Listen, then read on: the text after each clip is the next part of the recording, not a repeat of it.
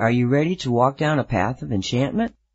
Dilly-dallying in Dolly World takes you to a reality with beings ranging from angels to listeners, all sharing thoughts on divergent subjects from desserts to messages from beyond. Produced by Haggy Shack Radio's Colleen Kelly and broadcasting over the Wolf Spirit Radio Network. Dilly-dallying in Dolly World with Dolly Howard begins now. Well, good morning, good afternoon, good evening, everybody. This is Saturday, October the 8th. It's dilly-dallying in Dolly World. I'm Dolly, and the other voice is Colleen. Hello, Colleen. Hello, Dolly. Thank you. Today we have Neel Akash. Is that how I say it right? Yes, that's correct. Thank you. I've been practicing. And I will have him, we'll be talking with him in a minute. First, I have to do the ads for y'all. These are listener-supported radio stations. Haggy Shack Radio, which is HSR, and Wolf Spirit Radio, WSR. They both have donation buttons on their home pages. If you go to Haggy Shack Radio, donate $30 or more, Nancy Hopkins will send you $30 worth of Shungite stickers. And believe me, that is a good deal. So please think about that and do it. And all your monies that are donated go strictly to the running of the stations. The hosts, the guests, the producers, none of us get any money. We don't donate our times. If you have any questions or comments during the show for the host or the guest, please put them in all caps so that we know you're talking to us. And don't talk to each other in all caps, because then we'll think that you're talking to us, and you won't be, and things will get even more confused in my head. It's already confused today. I want to let you know that my kids are safe. They're here at my house. Sherry, Shannon, the two boys, and the dog, Chance. They are good and safe. I'm sorry I didn't get back with you, Neil. It's been busy around here. That's okay. Yeah, I figured. So I was telling you about the kids. Because of the hurricane coming in on the east, and it went in directly where Sherry and Shannon's house is, because they're just below Cape Canaveral. They were, of course, evacuated off the base because they live in Patrick Air Force Base. Not for me. Nancy did okay, I guess. They came over here, but Shannon had to stay on the East Coast until and work another day, and then his boss said he could come here, and because he works for the county, see. And so the next day Shannon came, and he was here for one night, and then his boss said he had to go back over there even though the winds were still over 30-some miles an hour. So he went back there yesterday, and last night his boss said, okay, you can have the weekend off. Well, he didn't even get over there until like 5:30 in the afternoon, and then his boss tells him he can have, you know what I think of the boss. So, Shannon got back here about a little while ago. I don't know what time. I'm so confused on times and stuff. But the kids are all safe. They can't get back on base because the base is still closed. They have to go through and do inspections. Shannon said he knows the house is still standing. That was their biggest concern, was the house going to make it through. And he said the house is still standing, but the base is doing structural work on the damages that happened. And Nancy, I was all worried about Nancy because she's at Miami, but she said it went okay there. So I'm glad everybody is safe that I love. Nancy's safe. My kids are safe. Chance is safe. Everybody's safe. And they're with me. Well, except for Nancy. Nancy's at home. Okay, Neel, would you like to come in? Well, this is good practice for Neel because he's going to be a host. Okay. Okay, so we're going to try this again. Neel is a new host, and Annette, why is that guy walking his dog in our yard? Oh, he's got a dog's pooper thinger. Okay. So what is your show named, Neel, and when is it going to be on, please? I titled it Radio Bengal because this is from Bangladesh. And it's, I just had it 2 weeks back, so I'm going to have it, 2 months. I'm going to have a 2-month slot, so it will be end of December, I believe. Oh, Next so show. Your show will be once every 2 months. Every 2 months, yeah. Oh, I didn't know that. Okay. Well, that's pretty nifty. You'll have a lot to talk about after 2 months. Yeah, it's. What are it'll be you? okay. How are you going to do your show? What's it going to be like? Are you going to have guests? Are you just going to lecture? What is it? I would really like to have guests, but the problem is people around me, they don't feel so comfortable speaking English. That's one thing. And those who do, they don't want to get on the show. I already asked a couple of people, but everybody's like, get out of here. No. So, oh my gosh. Yeah, so I don't know. I'll try to get somebody, but it's not going to be very easy. Not from my neck of the woods. Maybe from the U.S. I can get somebody, but I don't know yet. Well, yeah.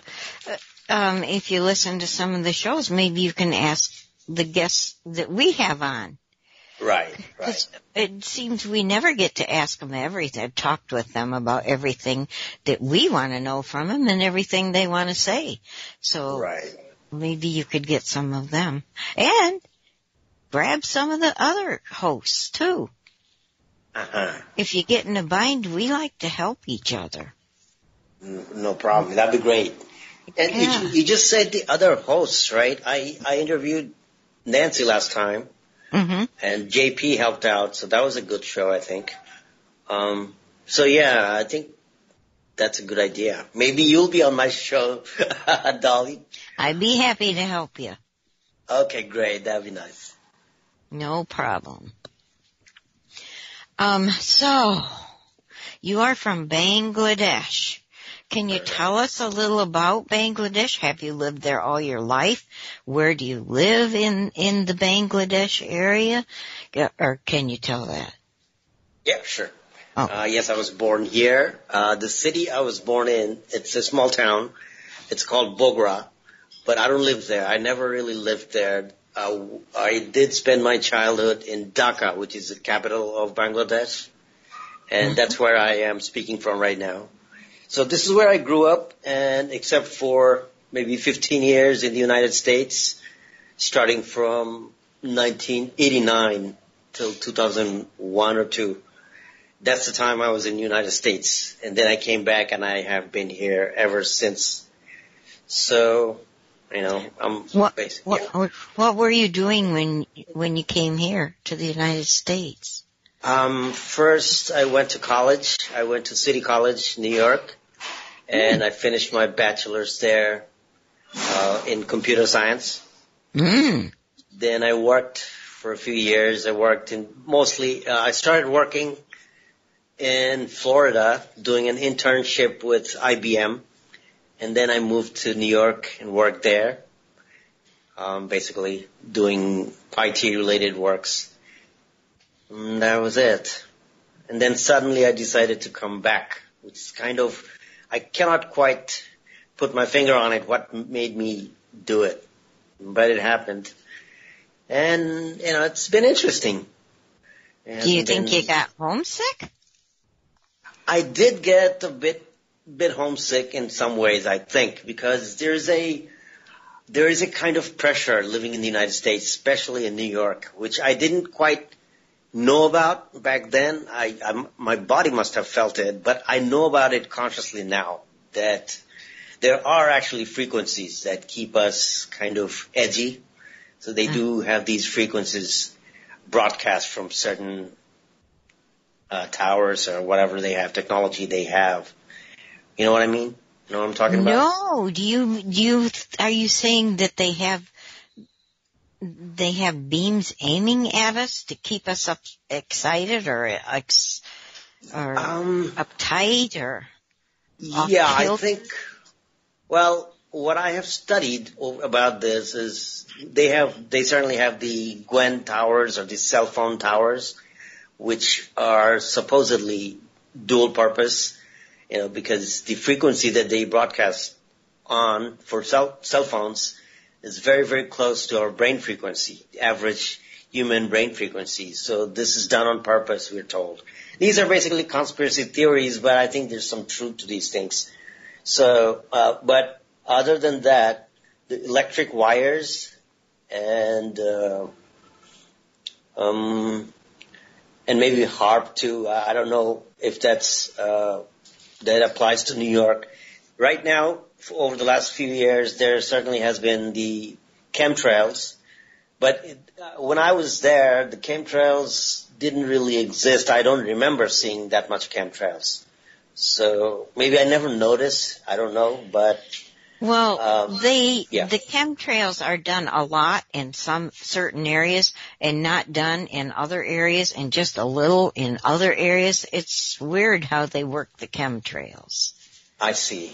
Okay. I don't really know that, but I don't remember seeing those streaks in the sky when I was there. Anyway, but there was a kind of pressure that I used to feel. I cannot explain it. I don't know how to put it into words, but it's a kind of driving force in some way, but it's negative. It makes you get stressed, and I would get suicidal or depressed and stuff like that. Oh my and I don't think, and I don't think it has to do with the things that were happening in my life. I think there were some of the things that I felt and experienced were kind of does not make any logical sense why being suicidal and stuff like that.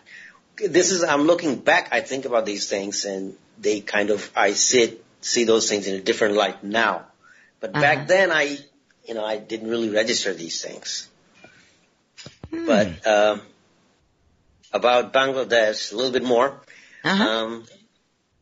Here it's like I had a friend coming over just tonight in the evening, and we were talking about America. It was this guy, he really wants to go to the United States, and he's like really, really sure that someday he's going to go there, okay? So he keeps on asking me these questions, and one of the reasons he comes over to my place is to know about the United States, because, I've been there. So he's like, why the heck did you come back? You should never have come back. So anyway, and the things we were talking about was like, so I was telling him about the United States. I was saying, the air is different over there. The roads are so much better, and just the ambience. United States has a different ambience than Bangladesh. It's completely different. Over here, in the city, it's like, we're in the city, and it's like really one of the worst cities in the world right now, I think. I'm pretty sure it is. So there's a lot of smog and dust and all these things, and broken roads and terrible Worse traffic than jams. Los Angeles? Far worse, trust me. It cannot get any worse than this.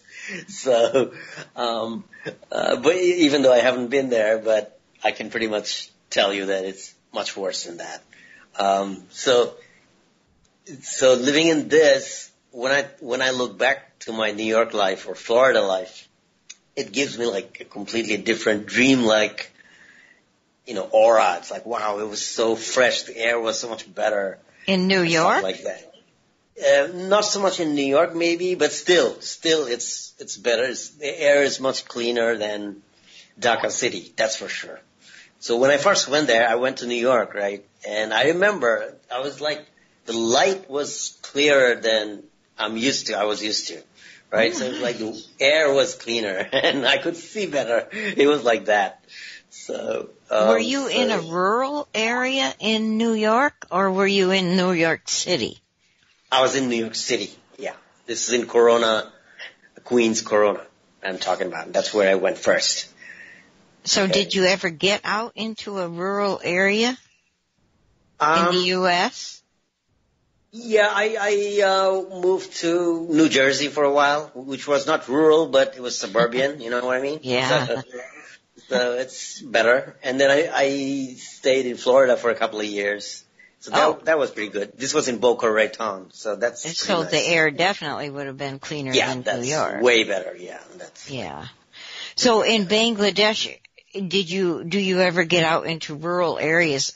And if so, is the comparison with where you're living now, is there a comparison? Yeah, this is like total contrast. Because when you go to the rural areas of Bangladesh, now this is completely different than America though. Because if the countryside of the United States is, as far as I have seen, I never lived there, but I traveled somewhat, not a whole lot. But still, it's not the same. This is very different. So when you go to the rural areas of Bangladesh, right? Uh-huh. That has a different flavor, different aroma, different everything. That's like way, way, way organic, and it's really special. Is it cleaner? That's different. It's very, very clean, very serene, and kind of nice. It's nice. It's like primitive, but in a good way, not in a bad way. So it'd be kind of like in the United States when you go from New York City to Boca Raton, Florida. No, this is completely different. It doesn't really compare. So you really have to be here to feel it. It's different. It's definitely different. The problem with Bangladesh is that we don't have good tourism. Uh-huh. What they do, the areas that they try to designate for tourists, they make these things too America-like. They make big hotels. Oh, yeah. And makes it really ugly. So it doesn't really work like that. You know what I mean? Yeah. And the places that are nice, you don't get any kind of the good services, the amenities they call, the toilet papers, bathrooms, and roads for easy traveling. They don't have that. So foreigners can't really go to those places because it's too inconvenient for them. But the places you can go, those are convenient, but you don't like it there because it's too commercialized, too westernized. So that's the catch we have. We can't quite balance it out too well. So okay, if you don't have toilet paper, what do you use? Water mostly. It's like, that's what we're used to. Toilet paper is still not so much in use. We use water, and what we have is water jets. In the urban areas, we have the water jets that we use, which I think is actually better than toilet paper in some ways. Uh-huh. So it's not so bad. Wow. You'd survive. I've never been exposed to the water jets. I see. Bidets? Yeah, I've never been exposed to bidets. I know we have, but never been exposed to them. They're nice. Do you get a large charge? Well, I never looked at them that way, but I suppose one might. I don't know. Oh, I see. Oh my gosh. Hey, anything's open to talk about in my world, sure. In Dolly world. If the food was a little bit more, tolerable for you guys, I think it's not a bad place to visit because it's very, very different from most other countries, I think. So that's kind of nice. What kind of food But do you all eat? we have spicy food. This is basically rice and fish and meat, and we have vegetables, but mostly cooked. We don't have a lot of salads here. That's not very much in style. Most vegetable are cooked and it's kind of spicy. Oh, So I like it there. so that's kind of Wow. that's one of the reasons we don't get a lot of tourism here. But then we have the 5-star hotels where, they have the continental breakfast and stuff like that. But that's different though. Do you, where you live, do people Mm-hmm. have chickens? Oh yeah, the meat is very, very common. Chicken, a lot of chicken, and a lot of cow and goat. I mean, like Stuff like in their that. yard, do they have the real animals? Oh no, not in the cities. There's no room for yards. Even in the villages, they do, but not so much as it used to be. It's gotten urbanized somewhat. Because the main problem here is overcrowding, you know what I mean? It's like Yeah. we're running out of space all the time. You'd feel the cramminess as soon as you step into the country. You'd be like, oh, okay, all right. Everything's kind of, On crowded. top of each other? Yeah, exactly.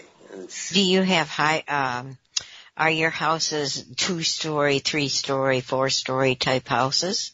they used to be 2 to 4 stories, most of the buildings, even, maybe even 5 or 10 years back, it was like that. But now, what's happening, there's been a revolution of sorts. So everybody's like selling their house, breaking it apart and building tall 10-story apartment houses with larger space. All right. So this is a trend. So this way you get to sell the sky above your house. You know what I mean? If you have a 4-story house, now you have like a 10-story or 20-story house. So you're selling the space above. So Wow. that's been going on. So we have a lot of tall structures right now.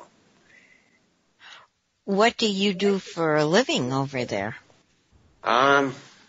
Nothing. I've been a bum for the last few years. I used to work as a system manager in a private university a few years back, but I quit. I mean, I didn't quit, but they quit me. They fired me.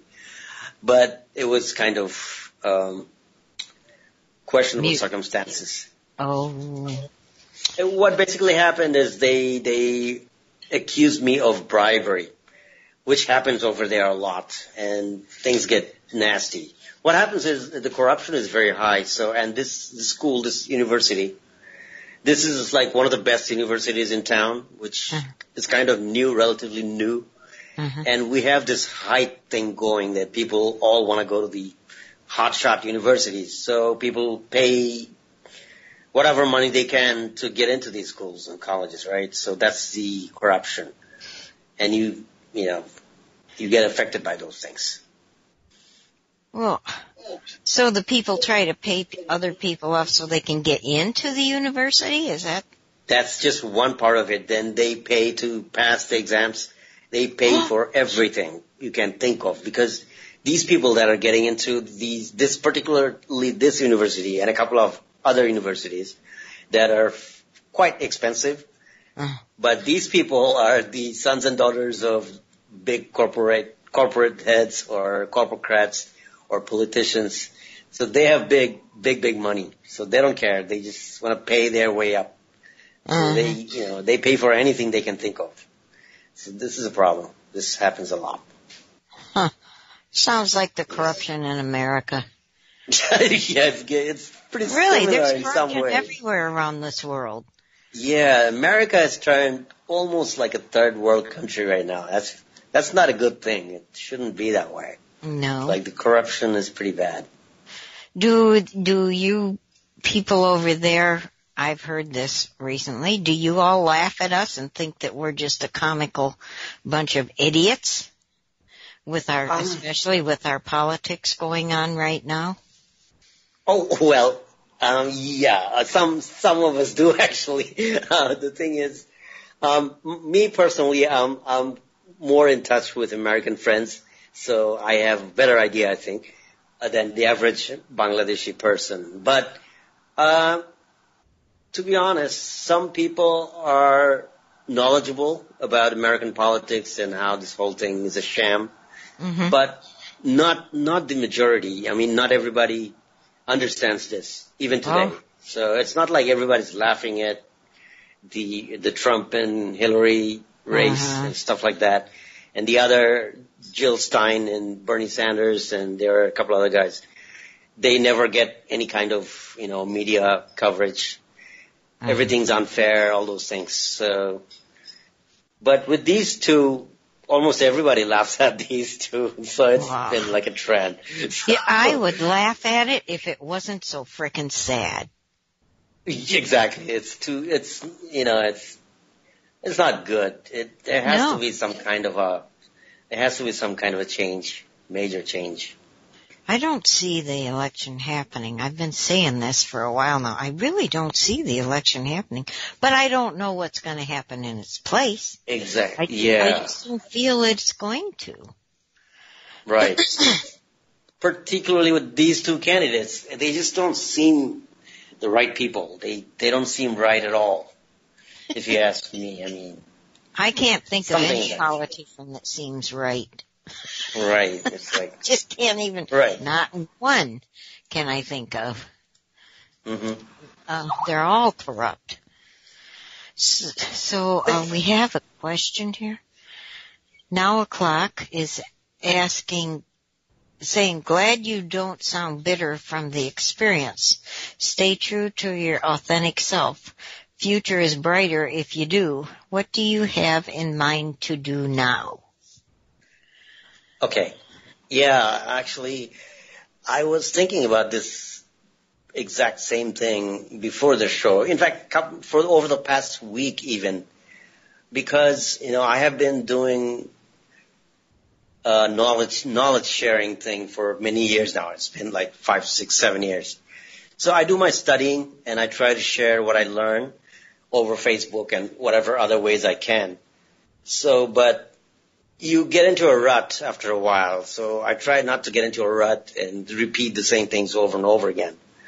So I was thinking, where do we go from here? And I try to feel for the morphogenetic field, so to speak, where the general people are standing in terms of their consciousness, right?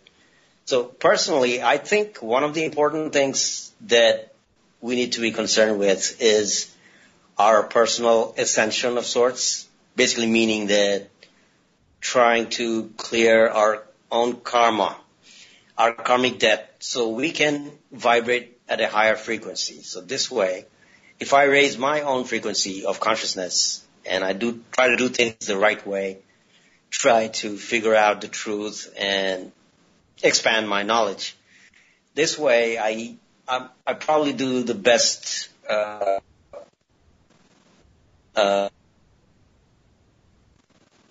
pay the best dividends, so to speak. So basically, I think I need to focus on myself more. That's where we're getting at, and getting into spiritual growth rather than trying to criticize the system and criticize the bad guys and try to lash out at them, which I have done in the past, because I think it's one of the phases of our learning these things, because a lot of things I have learned over the past few years, which I didn't know when I was in the United States. I did my job, I partied, I drank and I slept, and that was it. I didn't have any other opportunity to look around or listen to anybody. But I'm sure there were people who were awake even back then, and they maybe tried to talk to me or not. But I never registered, right? So I never quite understood. You weren't ready at that time. Exactly. Yeah, I didn't know. Like, for example, the movie Matrix, when it came out, I saw it in the theater and I enjoyed it, but I didn't get it. I didn't know what that was all about, which I do now, right? Right. So that's the difference.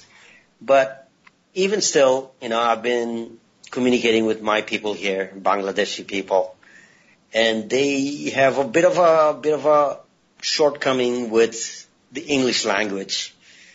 And this is just a part of our reality because we don't have good teachers. Just like in the United States, you don't have good mathematics teachers. So people Boy, don't, isn't that the truth? right. So even simple math you struggle with. I see that, I'm like, whoa, how did this happen?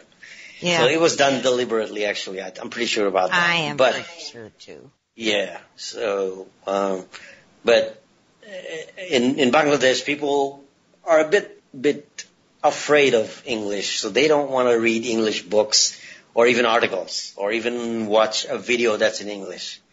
So that's a bit of a hurdle because, if I tell somebody something which falls in the realm of conspiracy theory or whatever they want to call it, then you need to verify these things. Hey, let me get into this. Let me check for myself. Right? Let me verify. Is this guy really saying, does he really know what he's talking about? Mm-hmm. So once you do that, then you get the verification that maybe, okay, this makes sense, that makes sense.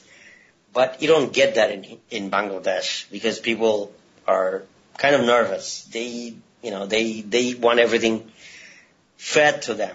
But even if you feed to them, they won't believe you. So there's this catch-22. Yeah. Okay? I understand that, yeah. So that's the thing. Well, if they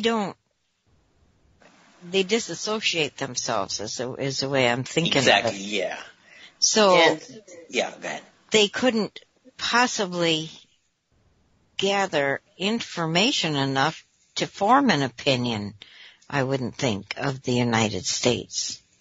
Unless you're watching the old cowboy and Indian shows where the poor Indians always end up being the bad guys.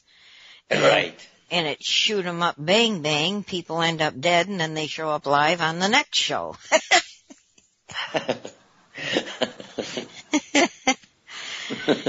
I think that's a very poor representation of the United States.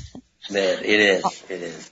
Although the Indians did get the shaft from us, which I don't agree with, that they should, that they deserved any such thing. I think we were, the people who came over here stole their land. Yeah, correct. Yeah. Right. Oh boy, I'm getting off on a tangent there. Let's bring it back to Bangladesh now, Dolly. Yeah. I'm just going to give you a parallel on that. Oh, okay. You mentioned the native people getting the shaft from the white moving to America, right? The British people or whoever from the West. Right. So these wrongs have been done, right? And to some extent, they may be corrected in the future, I believe. But right now, what would you do? There's no easy solution to even, make up for even partially for the crimes that have been done. Meanwhile, in Bangladesh right now, there's a lot of crimes happening today. And it has nothing to do with, one ethnic group oppressing over another like the way it happened in the United States. What's happening here is totally local, okay? Everybody's from here. Everybody's native. And there's a lot of looting, a lot of oppression, a lot of stealing, a lot of corruption going on. People stealing other people's wealth and land and resources and taxing us to death. And all these things are happening, right? So it's the same. It's probably the extent may be a little bit less, but people are still, losing what they deserve. There's no justice. Right. Police is corrupt.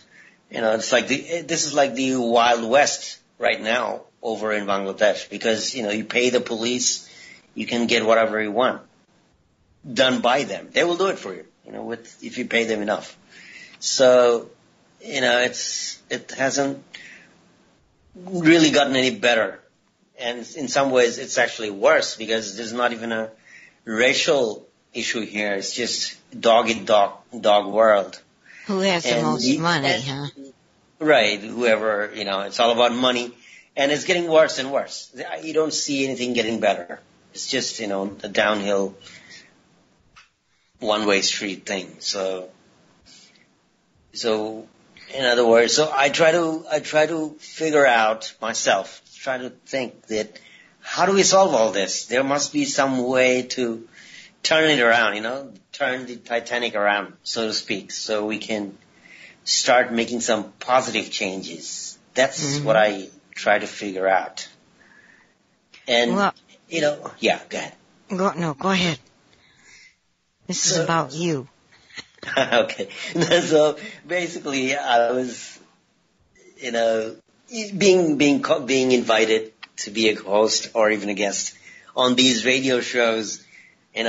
I know there are lots of radio shows happening every day, and I don't listen to most of them. Actually, I don't listen to any of them.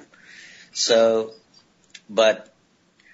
I don't want to sound like a complete talking head, just talking our heads off, going in circles, and that's not a good thing, right? So there should be some kind of a progress being made, and we can take some kind of tab and see which direction we're heading. You know what I mean? Yeah. Well, do you listen to Nancy's shows at all? No, I haven't been. I only listen to one show with JP. This is guy, Adralian or I forgot his exact name. Oh, Walt? No, it's starts with Adralius. Yes, that's the person, right. Oh, I haven't heard him. Oh, okay. Sorry. I wasn't thinking along those lines. Well, what I wanted to point out was, Nancy has been saying, and Walt, they started this a while back. We need to create our own reality. We need to create new realities. Get out of the old reality. And don't bring in bad stuff in our realities. Keep as much negativity out of our reality as we can keep out. So, finally I was listening. I got in the right spot in my world, and I was listening and liking what they were saying. And since I started listening, I have had several realities that I've created and lived in. But in moving from one to the next, sometimes it happens slowly, sometimes it happens, I just skip over a whole bunch of stuff, and I'm in a far better reality than previously. And it's been from living in the positive instead of the negative. Absolutely, yeah. So I know exactly what you're talking about. Yeah, and when the negative stuff that is happening, like this stupid politician stuff that's going on, I do not allow that in Dolly World. So I don't even really know what's going on. Just every once in a while when I'm flipping through the TV channels, I'll see one of their stupid faces and pick up a couple words, and I think I'm so glad I'm not living in that reality anymore. Exactly. But you know what? It takes a lot of practice. Most people that I know from my area, from Bangladesh, this is where they don't quite register what we're talking about. Because I know I have changed my reality, okay? I know I don't think the same things I used to think. And it does take your thoughts. Because we have a tendency to go in loops, and things go through our head and in cycles, and they come and go and come and go. Yeah. So you can't change that program. You can't, let's say, over here people think about the cricket matches, right? On TV they watch the cricket matches and they think about it. So in their conversation it keeps coming back, the cricket, who won, who lost, who's a better player, who's not so good player. So that's one of the realities that people create in their heads, right?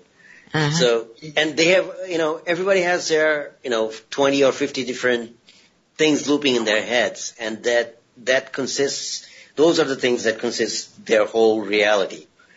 And what happens is with the new paradigm, with these radio shows, what we're trying to do is get people move from that reality into our reality, because we like to think that we know better because we did our homeworks. Is right? You know what I mean? Or, I know what you mean. Right. I don't feel that way, but yes, I know what you mean. Okay. So at least, it's like, I'm not saying that I'm better than anyone, but I know I'm better than I used to be, right? So I'm better than myself. Right. That's what I'm saying. So at least I'm trying to improve myself and trying to get others to do the same. Because if we don't, then nothing changes, right? Because, we have been saying the same things for many years. Things didn't get better. So obviously we're doing something not right because we're not getting anywhere, right? So let's think things through and try new things and see what happens.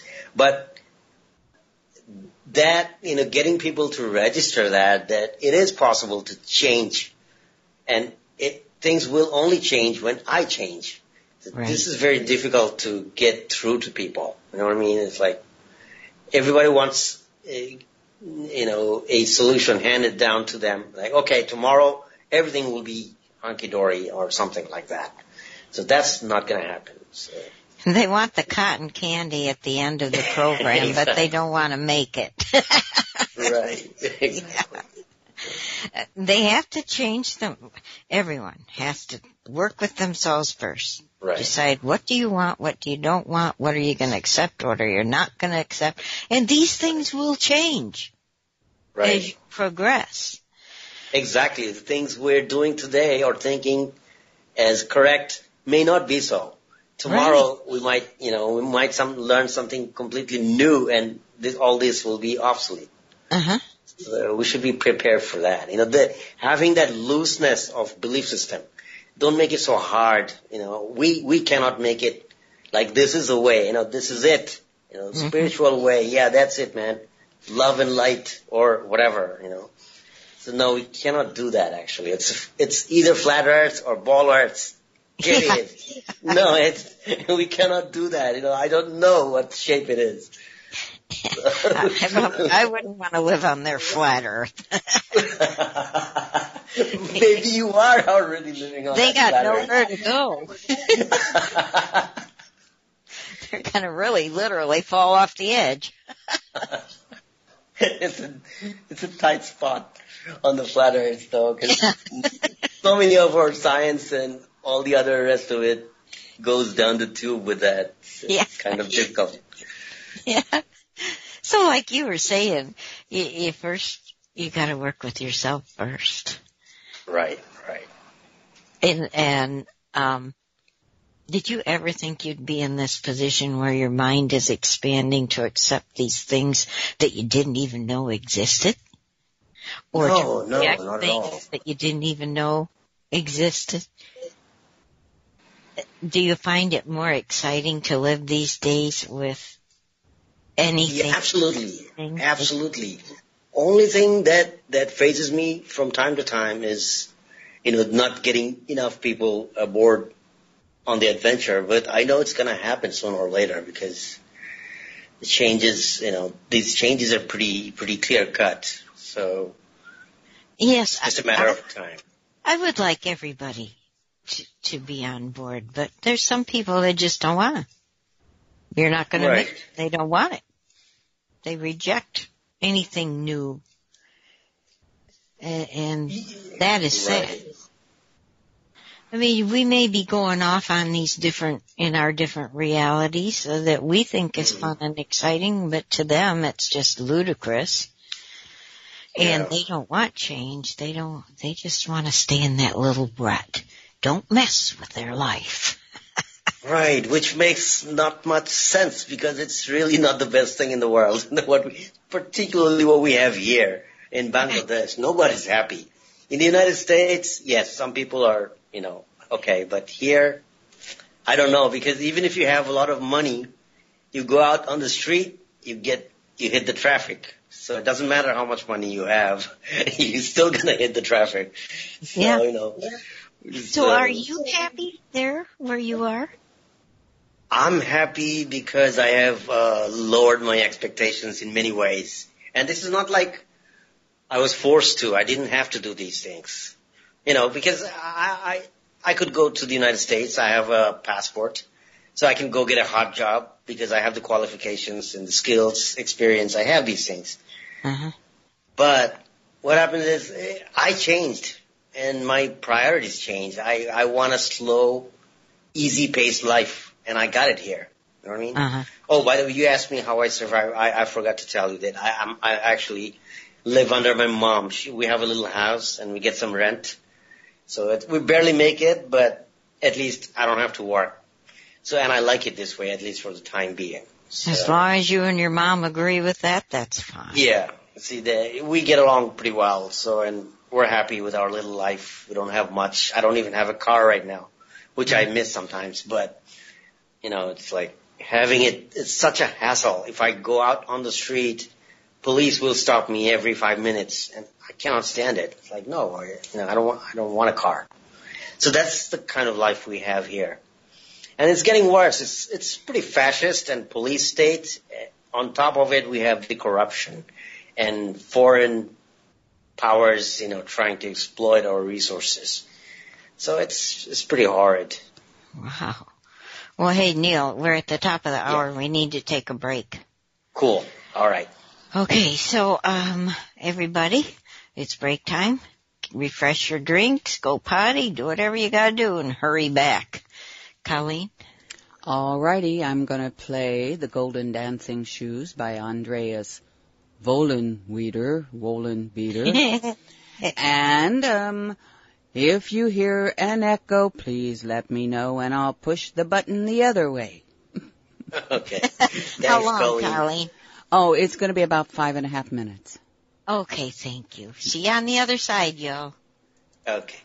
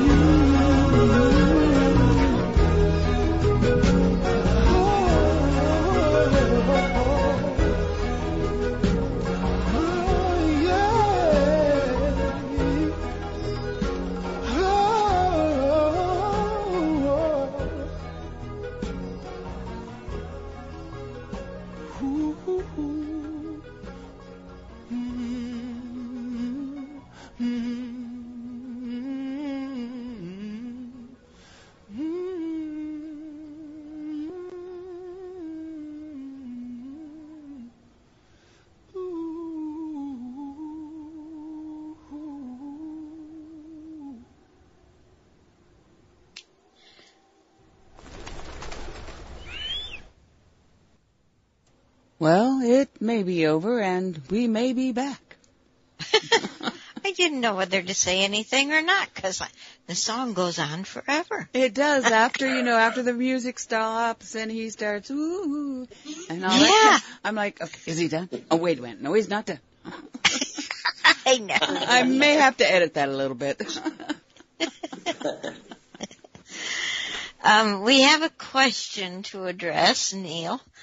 Welcome back, everybody. And Neel. What is life like for females in Bangladesh, please? Neel Akash is asking. Right. Okay, thank you for this question. I like this question a lot. It's not that I have a good answer, though. What I do have is interesting thoughts, because females, life for females, it's not terrible, but it's not the best.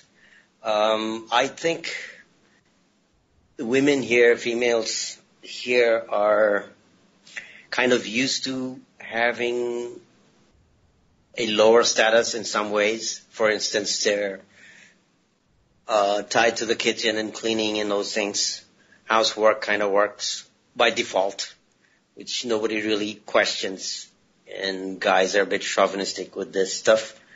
But I don't think there's that much abuse or physical abuse or any kind of traumatic things happening all that much. Except that there are subtle things that people don't think about. For instance, on the bus, they have special seating for the bus.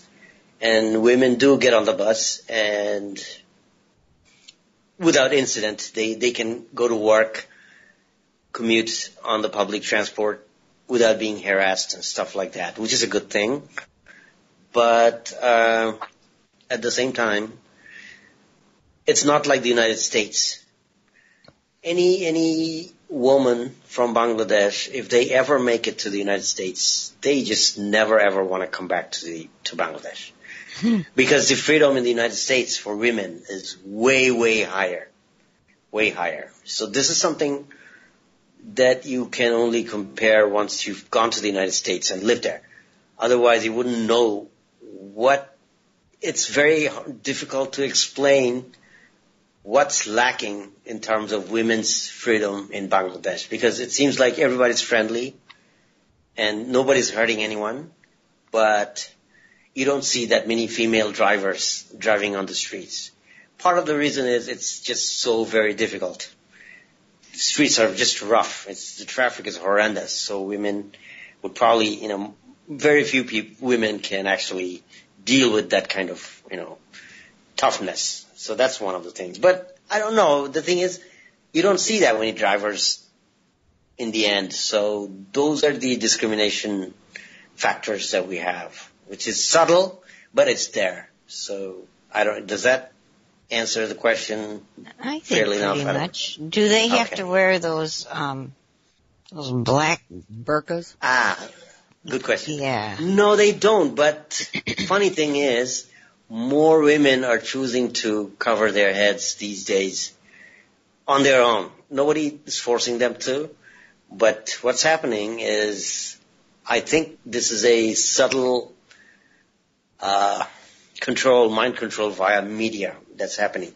Because back in the day, nobody really cared about hijab and niqab and all these things in Bangladesh. Very few people. Some older women did, but young girls never did. But that's changing now, and it's getting more Islamic, which is kind of strange. And I think the media has to do with it. And also the internet, because it's a mixed kind of thing, because it's also a fashion statement these days, and they have fancy, scarves and stuff that girls like to wear, and they look good in these things. Sometimes it's more attractive than without it. It's more attractive wearing a hijab than not wearing it, so they do it for that reason. So all in all, it's like nobody's forced to do this, but the trend is going towards the headscarf thing, at least. Maybe not the black burqa thing, but the hijab is definitely getting more in trend. Part of the reason is Islamic terrorism, which is a fake thing, but people fall for it. For instance, have you heard about the Gulshan artisan incident in Dhaka that happened a couple of months back? No, I never watch the news. Okay. What happened is this is connected to the university where I was working before, the same university. A couple of students from there. Again, this is a very posh university, right? The students there are mostly rich people's kids. So what happened is something very unusual. This never happened before. We have this notion in Bangladesh through media that the poor, middle class to poor class people, usually a lot of them, not all of them, go to the Islamic schools which are called madrasas. And these madrasas are known or feared to nurture terrorist kind of activities. They have these Islamic groups where they train kids, they give Islamic books to certain kids, and they go haywire with those weird programming stuff. And we have this notion, okay? I don't know how much of it's really true, but people think it's true. And sometimes there are weapons, basically not guns, but knives and, other metallic weapons like that, which are found and used by these kids. So those things do happen. However, what happened with the Gulshan restaurant, which is a very posh restaurant in a diplomatic area in Dhaka city, 5 or 6 kids who went to the private universities, the expensive ones, and they look like kids, rich kids, they actually went to this restaurant and supposedly murdered about 20 foreign people there who were non-Muslim, and they let the Muslim people go. Okay? So among the foreigners, there were Japanese people and Italians mostly. So we were here to do business and stuff like that. So this happened, and this was actually, when this was happening, it was a live broadcast on CNN, which is a very unusual thing to happen. Gosh. Yeah, so it's very weird. We've never seen anything being direct broadcast to CNN when it's happening.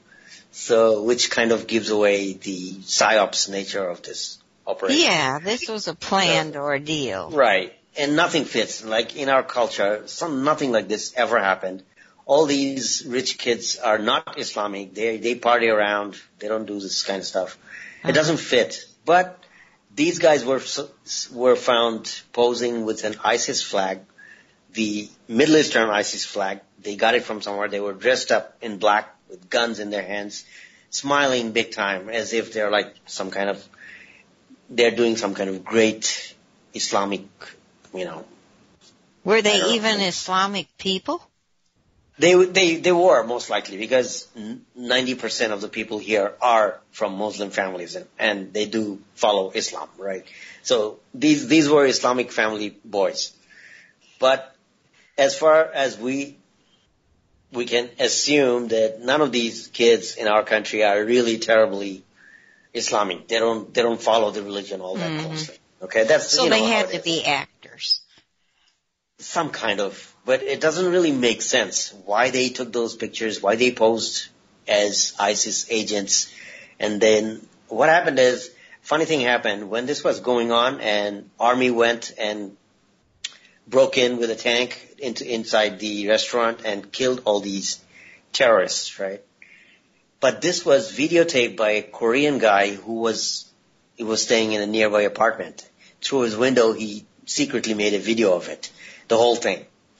So now, because of this video, we got some information which the government probably wouldn't have shared. So this created a discrepancy with the government story and the video. It doesn't fit. So now it's like, it's a problem. So that's what we call false flags here. Exactly. So they were kind of totally. So this was a false flag. But see, the reason I mentioned this It's because of this kind of psyops, people get scared because they don't understand all this false flag thing. Yeah. They think this is real, this is terrorism, and now ISIS in Bangladesh, and now we gotta watch out because if I don't dress up like a Muslim girl, Yeah. I might get shot or killed or something. So it's a psychological operation, and it does porn. work. Yeah. Yeah. People get scared, so they just wear it because they're nervous. Yeah. So the false flag and the fear porn stuff works. It does work, believe me. It's like, that's the thing, we need alternative media for just to make people aware of these things because Yeah. people don't Point get it it. out. They don't think these things through. Yeah. Did they really actually kill those people, or was it pretend? I'm sure 90% of the people believe that they were murdered. They were killed, the foreigners. I personally don't believe it because I didn't see one shred of evidence in the media because I follow these things very carefully. Uh-huh. I didn't see anything.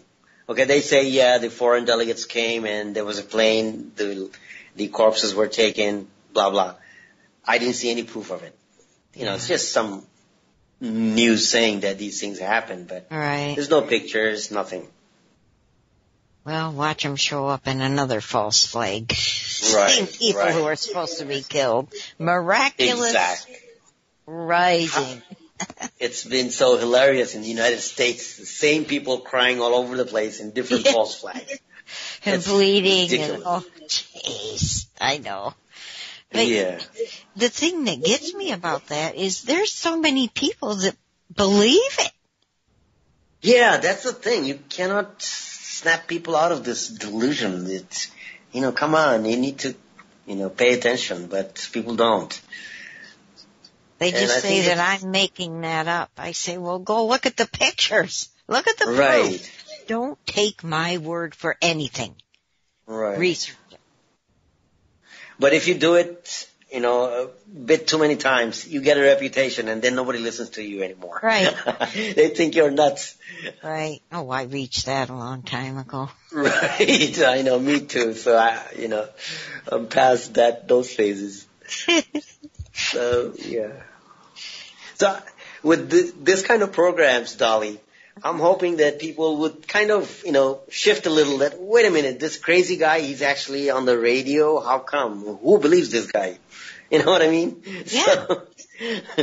So Well, I'm that's hoping what that, we really think that it's causing changes. Right. That I think it is. That people's eyes are being opened to different things. Right. We really do, and the archives are listened to all the time. So Right. people who don't hear it live are hearing it in archives and spreading the word. Right. So I think your show is going to be very good. Do you know Nora from WSR? She lives in, I forgot. No, I don't know her. Milan, Oh, yeah. Italy. I thought Milan. that you had talked to Nora from Saudi Arabia. No, I don't know her. What's her last name? We call her Nora Willow. Nora G. Willow, but I thought that on World Talk with Friends that you had been on with her. No, I don't know who she is. Okay. Never met her. Never heard of her, actually. She would be a good guest for you. Okay. She has lived, of course, in Saudi Arabia and Italy, and been to the U.S. too. I'm not sure exactly where all she has been, but she's quite an interesting, we say girl, Okay. but young woman. Cool. Because, I do have a little bit of connection with the Saudi Arabia. And that place is really, really something. It's interesting, to say the least.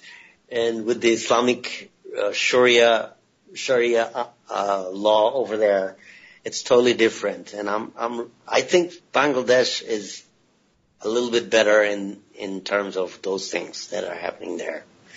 Because I think that totally totalitarian Islamic rule is not very good for the people. This is my personal opinion, of course, but it shocks even me living in Bangladesh. So, yeah, I would like to get her on my show, sure. Colleen can tell you how to do it later. Okay. Give you her contact. Because I think you two, a discussion between you two would be very interesting. Cool. Yeah. When is your next show? December, did you say? I think so. Well, that's a long way off. Okay. Well. You should be able to line her up for that. Okay, yeah. I'll try. She have a couple months to get ready. What is it in November? So how did you hear about WSR and HSR, the radio stations? Oh, okay. This was, well, I was familiar with Wolf Spirit Radio, but I never really heard of Haggis. What is that? Just a minute, Neil. What the heck? It's on TV. Sounds like a storm warning or something. Huh? Oh. It's on your phone? Take it to Annette and ask her what is that. There's an alert going on here. Sherry has her phone, so it's not Sherry's phone and the hurricane stuff. Sorry. Okay, go on. Jakey took Annette the phone. What were you saying, Neil? Oh, I lost my chain of thought. Oh, I did too, doggone it. Oh, okay. What was I saying? Wait a minute. You were talking about how you discovered Wolf Spirit Radio. Oh, and yeah. Oh, got right, it. yeah. Yeah. Thank you. Thanks. Yeah, I heard about it from before. I don't quite remember. I must have listened to some shows. That's how I knew. But Haggy Shack, that was the first time for me. When my friend Renette Jett, she's in Bill Brockbrader's group in Facebook, and that's how I met her. So she's friends with Nancy Hopkins. So Nancy called me over for her show, and that's how I got into the scene, and that's it. Oh. So have you listened to any of the archives to know what's going on with different people? I'm not really. I'm sorry. I haven't been. I used to listen to a lot of shows, but I stopped recently. I'm not sure why. I'm kind of distracted with other things, I guess. But I used to listen to a lot of shows until recently. What do you think happened recently? I think the energies change, and somehow we get into different phases of our ascension, I think. And right now, because we do get different kinds of energy blasts, both positive and negative. And these things make us behave differently, I think. And October is supposed to be kind of, interesting. But it's been pretty quiet so far, I think. But some of the energies, October 1st was, I think, is it October or November or what I'm talking about? I don't know. October, yeah. October 1st, there was I personally felt some kind of an energetic boost that was pretty dramatic, I felt. So basically, I'm trying to feel in the energies that are coming in from, the cosmic waves, they call these things. And I don't know if these are real or not, but I kind of feel them sometimes, I think. Well, what do they feel like? It's hard to describe. I would get a boost. Like I would be more energetic or more positive, or maybe sometimes I would get kind of edgy and jumpy, and I feel like I'm so bursting with energy I don't know how to let it out, stuff like that. But well, you mentioned HARP earlier. Was it HARP or CERN? I didn't mention CERN, but I mentioned HARP before. Yeah. Do you get affected by HARP there in Bangladesh area? I personally don't think we have. There has been a few storms and earthquakes, but I don't feel these were artificially created. I feel these were natural. That's just my guess. Uh-huh. I didn't really look at the signature, the seismic signature or anything, which I did back in New York, when I was in New York back in 2011. There were a bunch of earthquakes happening, and people were saying these are not really earthquakes, but some kind of explosions happening in the underground bases. The dumps, DUMBS, deep underground military bases, were being destroyed. So in New York, this particular one was under New York City, we were told. So, which was destroyed at that time. I cannot verify this, but I looked at the seismic signature, and what happens is people say, I don't know how correct they are, that when you have a natural earthquake, it kind of goes in bursts, and there's a small burst, then a second larger burst, and it's even larger burst. It's kind of like that. But when it's some kind of an explosion, artificial explosion underground, you would get a big burst and then smaller bursts. So if this is correct, then it's possible that something happened. There were bombs or something. Wow. But as far as HARP is concerned, I don't think Bangladesh is affected by that yet. I don't think it happened in the past. I thought I heard that Simon was saying CERN was destroyed. Do you know anything about CERN? No, I cannot. I do know a little bit that Simon Parkes and those guys talk about, but no, I don't. When somebody says these things are completely destroyed, I tend not to believe because there's no way to verify these things. So. Right, I'm with you. Yeah. Right. So prove it to me. There should be some right. If it's true, it's good. But I'd like to get some more affirmation. I don't think we have reached the level of consciousness yet where these kinds of things are going to begin to happen.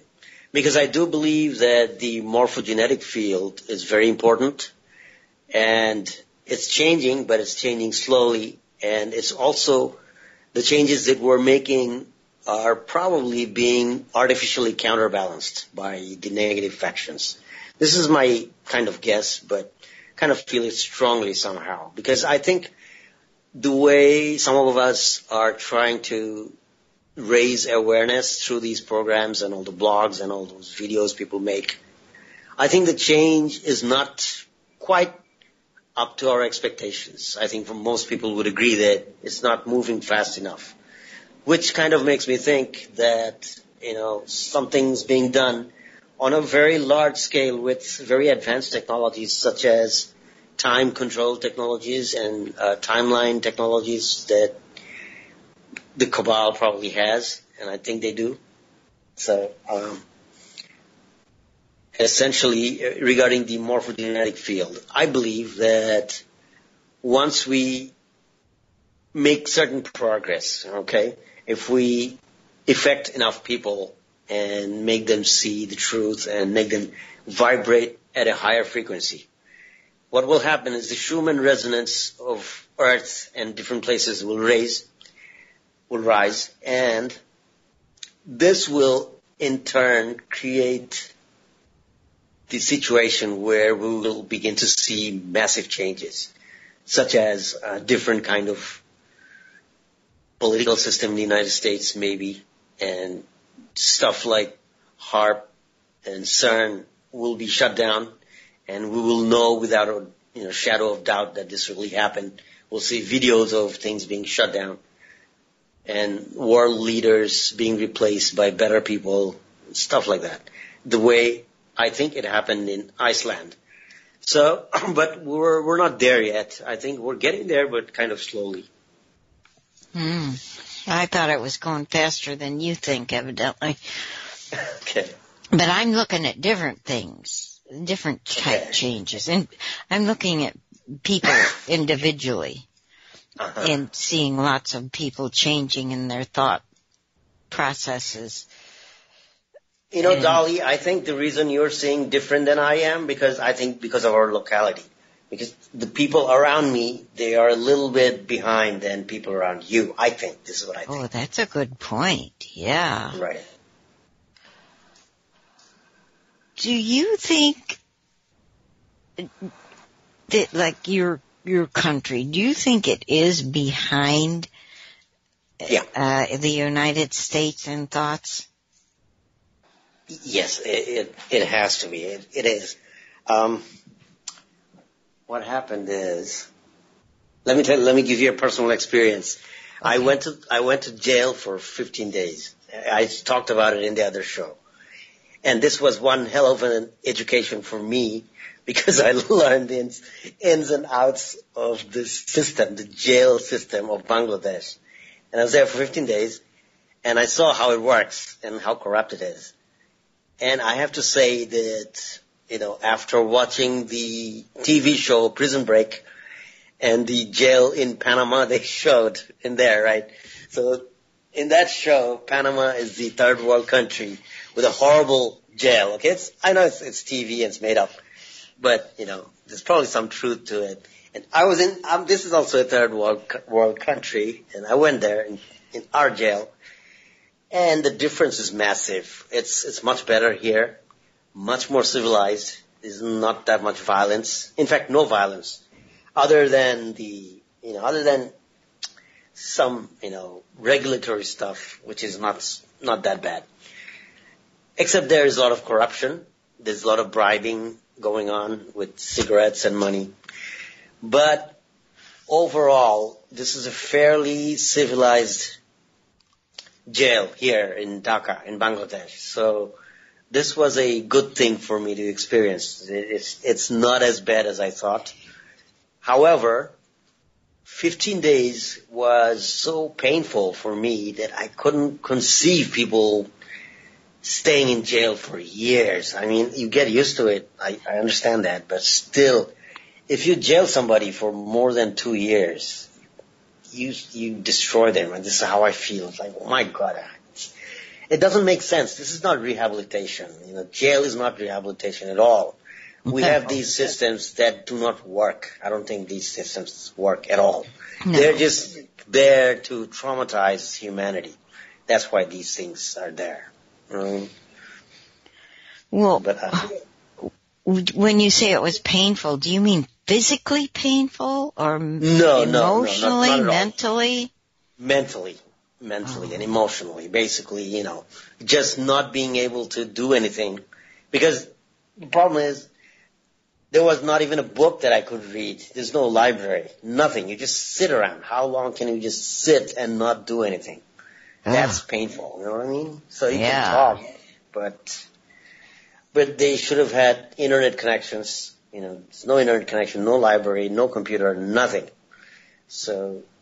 Well, I don't know about them having internet connection, but I agree. Well, yeah, maybe I was asking for too You're much. not going to a resort when you're being put in jail. If that was the case, I'd want to go. You get free internet. Hey, I get free internet. I got access to the library. I can have a TV in my cell. Exactly. We had TV though, but no cable connection. We were using USB drives to watch movies and stuff. Oh, you poor babies. It was quite an experience. Well, why were you put in there? What did you do? I was going to ask. It was narcotics. Oh, shame on you. Yeah, I know, but I quit. I quit a long time back, but it just happened. I was in a bad spot at a bad time. Are narcotics easier to get over there than they are in the United States? I think so. It's very, very, because the police and the politicians do this, so it's horrible. It's gotten much worse. I had no idea until I went inside. That's when I realized how bad it is. Because most people were getting, arrested for this one thing. Same here. And our government officials are in on the dealing too, man. Yeah, because they make too much money and they don't care. They go in, then they stay there for a few months or whatever, and then they come out, they go right back at it. Well, and a lot of our politicians, our judicial system, also are users, especially of the cocaine. So they're in it just as thick. As a matter of fact, you talk about the dealers, that my thing is they never get the big dealers, just the little dealers. Exactly. And that's because our corporation government is all involved in all of that, bringing it in and all of that kind of thing. And they're very selective about who they arrest. And usually their mules is what they call them, the ones that go to other states and bring the stuff in. Right. They never get popped. And I know that some local police chiefs have spouses who are their dealers and all that sort of thing. Of course, you don't say too much about that, living in the same town.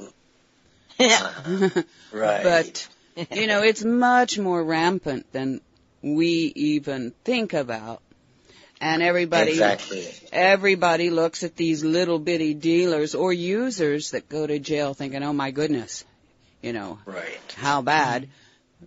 When they're just the little teeny tiny scapegoats of a much, much larger problem, like the poppy fields in Afghanistan that our military is guarding.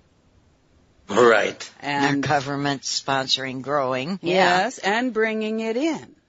Right. Well, it's not all going to the pharmaceutical companies, folks. This stuff is not being made so much into medications, but is being dealt on the streets because somebody's making an awful lot of money off of it. Totally, yeah. And hush the my users, rant. I'm sorry, go ahead. No, I said, and I'll hush my rant now. Oh, yeah. No, that was good. Hush, yeah. It's crazy. It's how I keep thinking, how bad can things get? But I don't want to think that because they probably could get a heck of a lot worse. I don't want to give it life by thinking right, because when that. you ask the question, the universe is going to try to answer it. Right. So I'd rather state it. I'm really appreciating the good things that are going on in this world. Rather than say it the other way and give more. That life. Give me more. More good things. Yeah. And it kind of takes a little bit of practice to get in that mode, which some people criticize, though.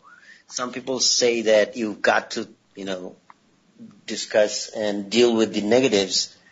They do have a point, but I think there's some kind of a balance that people often cannot make. I used to think they had a point, but in the reality I'm in now, no, they do not have a point. That's just another way of keeping us down.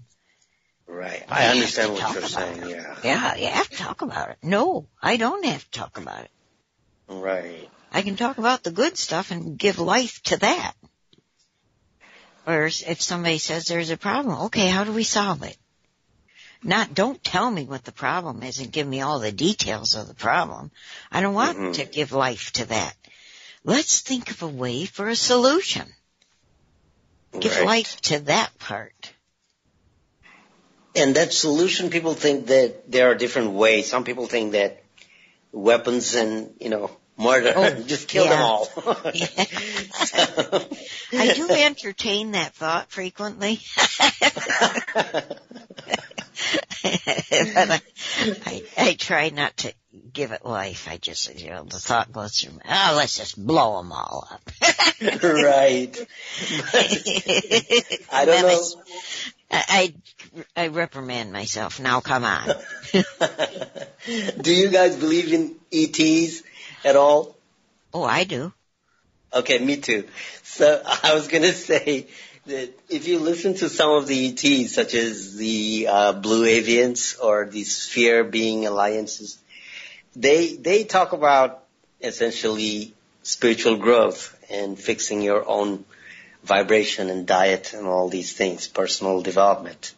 So that's the way to go. And I think most of the ETs have the same kind of message. They come with spiritual messages that, destroy your weapons, don't stop the wars, and start, clearing your karmic debt, your own karmic debt.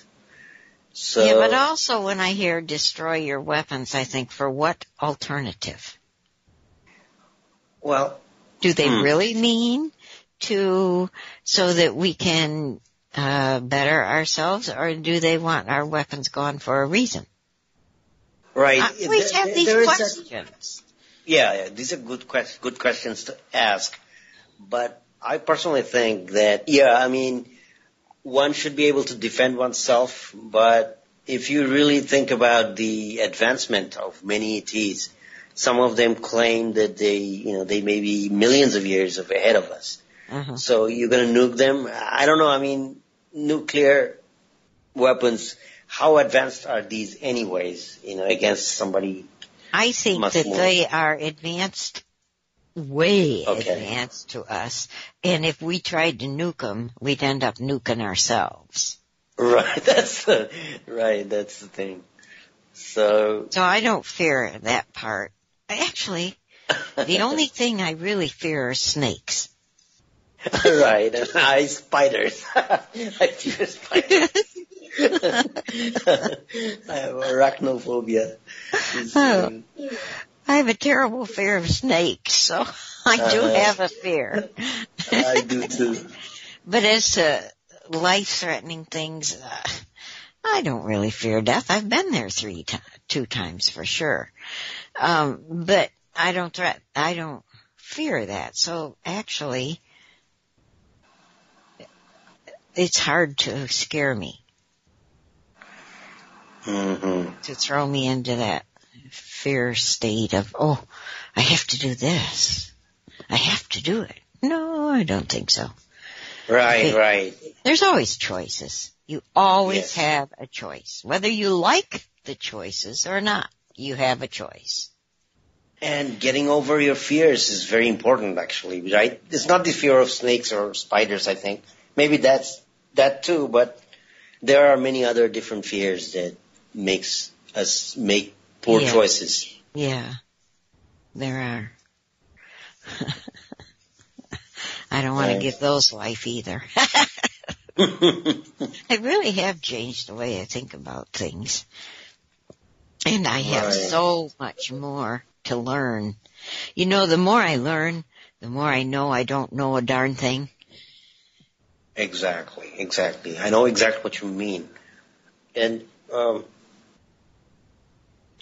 essentially, for myself and Bangladeshi people, I try to get people to think differently a little bit, if at all possible. Because what I notice is we, over here, not in the United States anymore, because of the alternative media, a lot of people think out of the box and they have their own ideas. They don't believe everything that I might believe or you might believe. So we all have our own different discernments and belief systems. Mm-hmm. But at least we have something different going on. There is such a thing called the alternative media, which is very important. In Bangladesh, we don't have that yet. So that's kind of, not so good because, people are still not used to continuing the loop of a new reality. If you understand what I'm trying to say. Uh-huh. Like, we're talking about ETs and, bad government and corruption and stuff like that. In a different way, I think, in an awakened way, understanding false flags and knowing what HARP is, what chemtrails is, and all these things. Yeah. But over here in Bangladesh, people don't get into these topics at all. You know what I mean? It's like if I bring it up with, say, 5 people, they may talk about it for 5 minutes, and the second I stop, they stop, and they never start these conversations ever. So, you know what I mean? Why do you think that is? This is the thing that seems to be very difficult to change, because people have their comfort zones and they don't want to, even if they know that there's more outside of this comfort zone, they don't take the initiative to explore those external fringe places of Do you think they're afraid of it? Of looking deeper into it? I think that's a part of it, but I cannot quite put my finger on it. What exactly keeps them not so curious? For instance, if somebody tells me that, okay, this guy, he's in communication with ETs, Corey Good. Even if this is all made up, I would still follow what he's saying and see if there's any truth to it. And if I see, okay, it's all phony baloney, I don't believe any of it, okay, fine. Then I reject it, okay? But at least I would go and check it out at first, right? Right. I have that much curiosity. Yeah. And, most people here don't have that much curiosity, which I cannot explain really. I don't know why this is so. Mm-hmm. Because I've been, trying to communicate for many years, but it just never happened. Maybe I affected 20 people over 7 years. Neel, now a clock says, Neel, I think you have just explained why you returned home. All change in history has been started by just one person. Go, right. Neel. Thank you. Yeah, I am that one person. Well, yeah, I've been that one person for a while. It's changed now. But well, see, you had that draw that brought you back there. That feel that you had to go back, and you are talking with more people, which has to open their minds to different thoughts, whether they like it or not. Right. So you can be that one person. Sorry, go ahead. Yeah, one of the things that's good about myself that I find, I feel good, is that I don't quite give up. I feel like this is what I'm here to do, so I cannot get pissed off or, just get frustrated. I don't. I mean, I used to, but these days I don't. I just try to think what I can do to make the changes. Because I don't have anything better to do than, changing our reality. So it seems like a fair enough, mission for a person. You seem to be the ideal person for that, in that where you are at this time. I don't know, but yeah, I pretty kind of do special, it naturally. Neel. Thank you. Must be true for you too, Dolly. Well, you might. I don't know about me. I know I have fun doing the radio show. And see, Neel, you also are now doing a radio show every 2 months. Maybe it'll get closer, do more shows eventually. But now you're going to be on the radio, and so you're sharing these things. You're putting it out to the universe, your words, and you're making some changes. Right. Yeah, I feel good about it. I don't, it's very small scale change, but still, it's okay, I'm happy about it. I'm happy that, for instance, being invited to your show, Dolly, it's an honor. It's not like I don't take this for granted, I mean, of all people in Bangladesh, I'm the one who's talking on your show right now, right? So that has to be something. And see, I look at it just the opposite. Of all people, me, I have the honor to have you on my show. That's the very way kind I look of at you. it. Yeah, that's very humble of you, Dolly. But I have been blessed with so many good people coming on my show and sharing themselves with me and with the listeners. And it has made a difference in my life. like you, talking with you today has made a difference in my life. Right, likewise. And one of the things I should probably mention, I don't know how much time we have. It's about 10 this. minutes. 10, okay, no problem. I feel I'm not a religious person. I never quite resonated with the religious indoctrination. And my mom helped me with this a lot because my dad is kind of was highly religious, and my father's side family is very religious, but not so much on my mom's side, which helped me a lot because I was closer to mom, and mom never pushed me around. So this helped me because I never quite resonated with it. But with this, the alternative material and being guided into a new reality, here there's some kind of a spiritual connection being made, I think, which got me onto this show even because, for instance, Renette Jett, she recommending me to Nancy, and from her show, I got to your show. You know, there's some kind of synchronicity going on here. Synchronicity. So these things are some kind of, I feel that this is not totally coincidental. There's some kind of guidance involved in this. And I agree, yeah. you know what I mean? Uh-huh, I agree. I don't believe in coincidence. Right. I don't either. So it's good.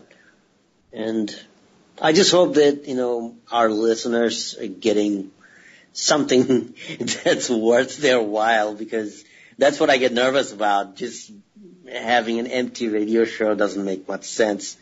I hope.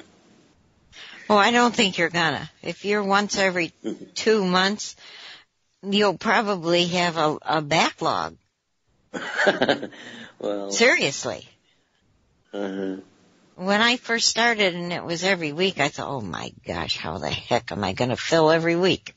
Where are these people gonna come from? Well, they come. They're there. I mean, it's like the books I read on Dolly Reads For You.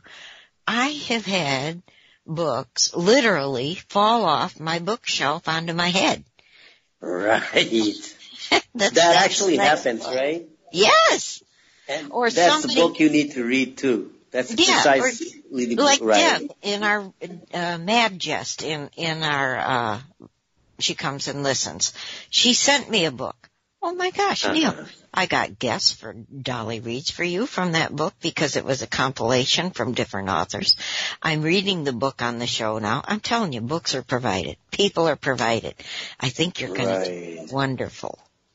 Thanks, Dolly. Appreciate it.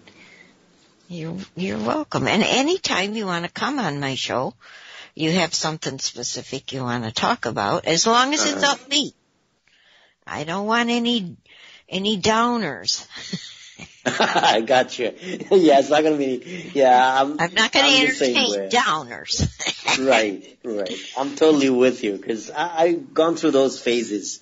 I got frustrated, but I think those are necessary steps on your path of evolution, because you need to process your old habits and all those things. So anytime you have something.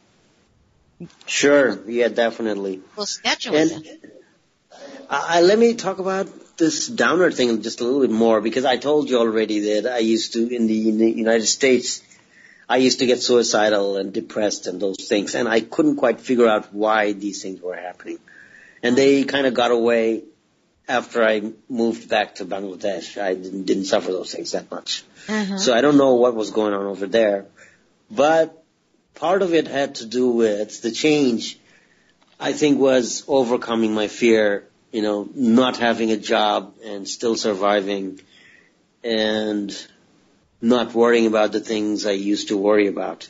Because when I had a job, even in Bangladesh, there would be a certain level of stress, and I would be forced to, deal with certain situations which would always keep me on my toes. And that has changed. And now, so the thing is, I'm not working right now, but I'm sure even if I was working, there's ways to achieve the same kind of peace of mind that I accomplished now, I think. And which in the beginning, I didn't quite believe that this was going to stay. Yeah. The happiness inside. I feel happy inside. And people tell me that, hey, you look happy. And I'm like, yeah, I actually do feel happy. Mm-hmm. Which wasn't the case, a few years before. So this is another change. And I think this has to do with dropping one's emotional baggage and forgiving oneself, mm-hmm. and self-improvement and self-development kind of work, balancing your chakras and those kinds of things. Yeah. And I did those things, you know what I mean? So when I did them, I even went through self-hypnosis process. I used to listen to hypnotic lessons, hypnotic texts, words with my headphones.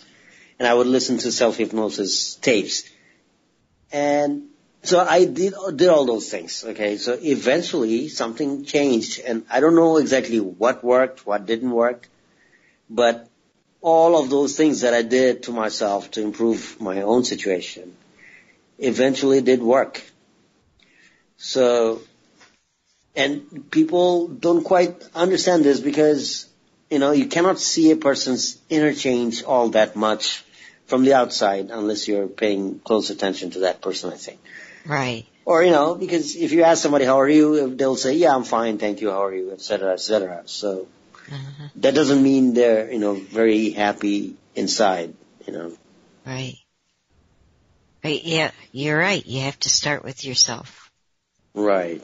So when you start... Forgive yourself, love yourself. Yes. And then you can expand it. And this forgiving is not so easy. Most people sabotage themselves. Oh, yeah. Right. I was good at that. Yeah, we all are. Who aren't we all? I still do it. Yeah. I catch myself doing it, too. Right. Yeah, that's the better part. Now o'clock says, Neel, please look for a woman to walk along with you, not romantic thingy, so that the females of Bangladesh equally benefit from your efforts. Uh-huh. Very nice. Thank you. That's pretty deep. That'll give you something to think about. Yeah, I'm going to have to read that again. Yeah. Think about it. Think about it outside the box even. Right. Thanks, Time. That was a good one. Now, did you get to say everything you wanted to say about your downer stuff? You said you wanted to talk about it.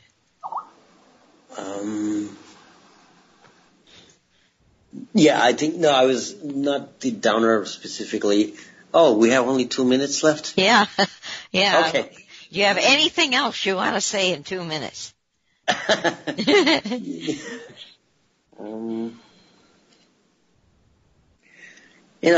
cannot think of now anything your mind right now, went Dolly. blank. Why don't you wrap it up for me, please? Okay. I want to thank you so much for coming on my show. And I think you're going to do wonderful on your show. And if ever you need help, you can call on me. And I know you can call on Colleen or Nancy. Oh, yeah. So you're not in this alone. We'll do whatever we can to help you. And I'm looking forward to having you back on again. Thanks. Like even before December. Okay, yeah, I don't know if it's December or November. I have to check with Nancy. But, yeah. Cool. Yeah, if you need me at any time, just give me a holler if I'm available, and I'll help you out. All righty. So, definitely, yeah. I appreciate that you're up at, what time is it your time? 4 a.m? It's 4 a.m. now, but, don't, it's okay once in a while because I stay up late anyways. Oh, I appreciate this. We'll be talking to you later, Neel. I hope you all enjoyed. I really enjoyed getting to know Neel better. He's got so many other things we can get to know about him yet. Good. So the next show is, say what? Do you want to give a little more what's going on the rest of the night, Colleen? Sure. Yes, as Dolly said, coming up next is Say What, and Dolly's daughter, Sassy Annette, will be our guest for that show. And then after that, will be Up Crossers Creek with Emily Norcross. And after, Excellent. and I don't know if Emily's got a guest or not today, so we'll find out. And then after that is Producer's Choice, where I play whatever the heck I wanna. Thank you, Colleen. Thank you, Neel. Thank you, Dolly. Thanks, Colleen. Love you. Love you. Bye-bye. Bye-bye.